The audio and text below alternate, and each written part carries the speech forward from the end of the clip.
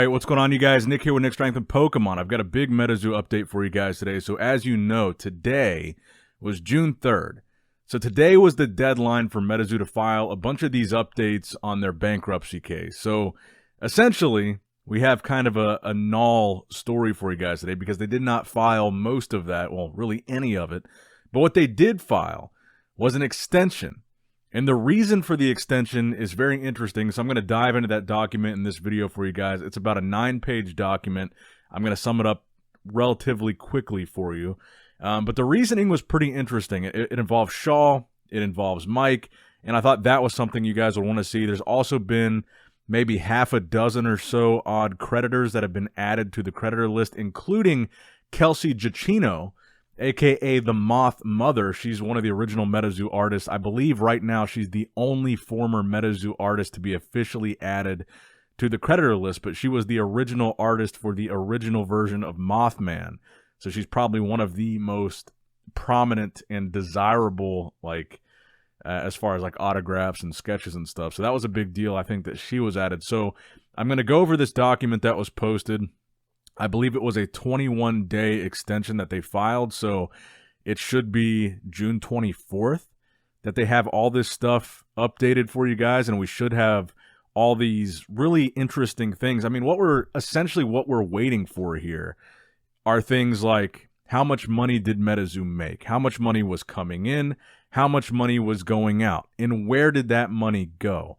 Who was paid, who wasn't, and how much were they paid, how much are they owed, how much are these specific creditors owed, and why? And hopefully we'll see, well, we should see, how many pre-orders were there specifically that were unfulfilled, and what was that dollar amount? How much money do they owe their printers, and for what? How much money do they owe Marvel Entertainment? And for what? How much money do they owe Sanrio? And for what? I'm guessing probably licensing was what that was. But that's what Mike is asking for in this document that we're gonna go over here. Is he's saying Shaw has access to all my books. He knows all these numbers. I don't have them. That's why we can't file. So we're going to go over that document because it is pretty interesting. So when I say that we're really waiting for a big piece of information, when that stuff comes out, we're going to learn a lot about Metazoo, what happened, where'd the money go, who's owed what, how much are people saying they're owed, how much is Metazoo saying they're owed, how much product exists. That's another thing that's talked about in this document that we're going to go over is how much product is left and where is that product? Because apparently Mike doesn't know where all of it's at, and that's kind of revealed in this statement. It's interesting. So we're going to go over that document. I'm going to try to just pick out the parts that I think you guys will find the most interesting so you guys don't have to read 10 pages of nonsense. So let's go over it now without further ado. All right, so this is the big one today. So what this is basically a motion for an extension. But this is interesting because essentially what Metazoo, a.k.a. Mike, is saying here is, look, I don't have access to the books. I don't have access to these records that you were asking for that were due on June 3rd. Who has them is Shaw, is what he's saying here. And he's saying, look, Shaw has nothing to do with Metazoo. He's not employed by Metazoo. He doesn't own part of Metazoo. He has no reason to have these documents. So he's saying, look, we need an extension. And we sent basically a request again to Shaw saying we need this stuff to file for this bankruptcy case. And he's not giving it to us. That's what this document is saying, which is pretty interesting that according to this, Shaw's not giving the stuff up. And why is that? Because what we know is clearly there's some kind of animosity between Shaw and Metazoo or Shaw and Mike. Mike thought that Shaw was selling stuff under the table that he shouldn't be selling that belonged to Metazoo. Maybe that would come out in these books, in these documents that Shaw's not turning over. And Shaw clearly was upset with Mike and Metazoo because of the fact that he decided to put up this lien on the Metazoo product and say, if you don't pay this, I'm going to auction off all your Metazoo stuff that I'm holding on to. So clearly there's more to that story between Mike and Shaw. And I think now with the bankruptcy officially being filed and Shaw still not turning over this stuff, I think that's pretty interesting. So Let's scroll down here. If you go to the second page of this document, if you go down to section 3, this is the interesting part. So section 3 says, prior to petition date, the debtor's financial affairs were primarily handled by Shaw Mead, who also owns and operates a warehouse in Santa Clara, California, where a substantial portion of the debtor's inventory is located. So again, not all of it was at Golden. Though the debtor believes that much of the inventory is located at various sites around the country, the locations of which are known to Mr. Mead.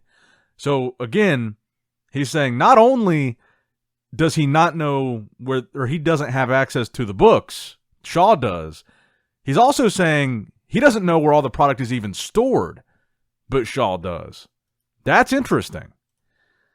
And again, all this stuff publicly available. You might be behind a paywall. You might have to pay to see this, but it is publicly available stuff. So I'm breaking this down. This is from a 9-page document, and I'm just bringing out stuff that I think would be most interesting to you guys, so you don't have to go in and pay for it. So you don't have to go in and read through pages on pages of stuff that you don't want to see. So these are the parts that I thought would be most interesting to you. If you go to part 4 here, Shaw is no longer an employee of the debtor and ceased to be affiliated with it before the petition date. Yet, he retains access to and control of the debtor and the full books and records. Prior to the petition date, Michael Waddell was authorized to act on behalf of the debtor to file the bankruptcy case. However, due to Shaw's exclusive access to the books and records, the financial information necessary for the debtor to file its SOFA is inadequate, of dubious accuracy. On May 21st, 2024, the day after the petition date, the undersigned wrote a letter to Christine Robinson, Shaw Mead's attorney, demanding complete access to the debtor's books and records, information about the whereabouts of all inventory, tax information, and a complete list of creditors. A copy of that letter is annexed hereto Exhibit A. Since that time, some but not all of the information has been received, and some of the access codes have been received from Shaw. However, the debtor still has not obtained access to the debtor's QuickBooks account or tax information, therefore is unable to complete the SOFA. So I believe when he says access codes, I think he's still, and this is just speculation, I think they're still just referring to the access to the Metazoo social media, which Mike still has control over. So when they say access codes, I'm pretty sure that's all it is just the social media accounts. So if you go down, let's see here. If you want to go down to section 9, so it says Shaw Mead must turn over all the information required for the debtor to complete its SOFA. It's also clear that Mr. Mead no longer has any justification for retaining any access to the records, as he is no longer employed by the debtor. Moreover, shortly before the petition date, the debtor was notified by Shaw Mead's attorney that inventory being held in the warehouse was to be auctioned off in satisfaction of storage charges, which had never been properly invoiced. It was a threat of this auction and loss of potentially valuable inventory which directly prompted the Chapter 7 filing. So that was our speculation, and that turned out to be true. They just confirmed that here. That Mike's hand was kind of forced to initiate this bankruptcy process because of Shaw saying, we're going to auction off all your inventory. And so that's why this happened so quickly. And again, maybe Shaw, again, this is just speculation, but maybe Shaw is holding on to this stuff because, for lack of a better term, he's salty. Because what this bankruptcy process effectively means is they're not going to be able to auction off any of the stuff that they've been storing, and maybe they feel like they should be able to because they've been storing it allegedly without proper payment. Now they're saying in this document they weren't properly invoiced to even pay it, but anyway, he could just be salty that they've been sitting on all this Metazoo stuff. They were going to auction it off to try to pay off what they're allegedly owed. But now that this bankruptcy has been filed, that product is going to be auctioned off by the trustee. Not Shaw, not Golden, the trustee. So this bankruptcy puts Shaw out of the loop, essentially. And it's also interesting to see that even the list of creditors that we have so far, neither Shaw nor Golden are listed as a creditor.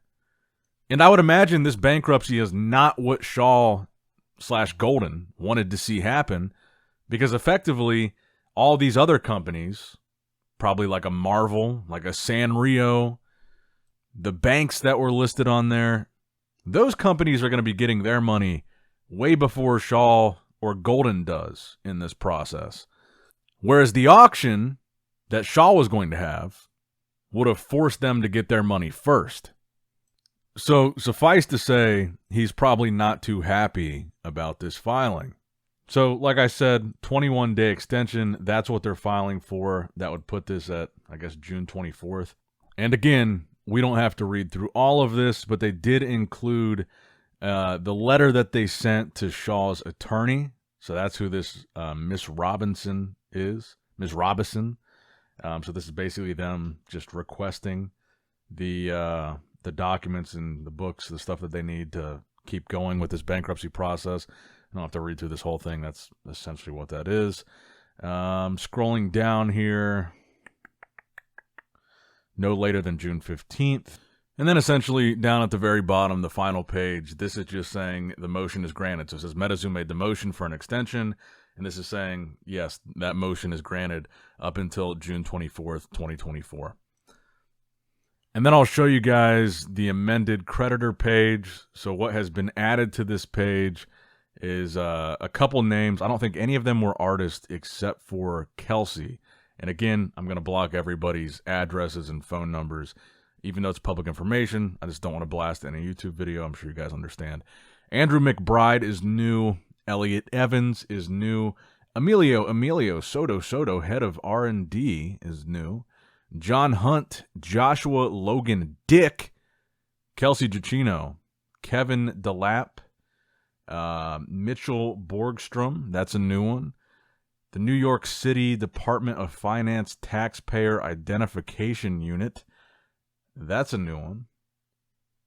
And I think that's everything. So yeah, interesting stuff. But that's the update for today. Hopefully we will have a lot more by the end of June. But unfortunately, this is what I have for you guys today. I will be streaming this weekend. I'm going to be doing an interesting little experiment this weekend on a live stream, a Metazoo Kuromi's Cryptid Carnival stream. And this experiment is going to be every variation of Kuromi product. It's going to be the regular booster box, the boxes that come out of the TCG Player collab, which are different variation, a booster box worth of big box blister packs, and then also I bought for you guys 5 pink Kuromi boxes, which have yet to be, I haven't seen a video of anybody opening one, to be honest with you guys. I managed to find 5 of them, so I got 5 to open on stream, and we're going to open all this stuff and try to figure out which one has the best pull rate, at least in that stream. And I've got several of each box to try to test box against box against box. And we'll test it against the big box blister packs too from Target. I think that'll be a fun experiment, so stay tuned for that. Subscribe to the channel. Click that like button, all that good stuff. And as always, I love you guys. Appreciate you guys. Nick Strength and Pokemon signing out.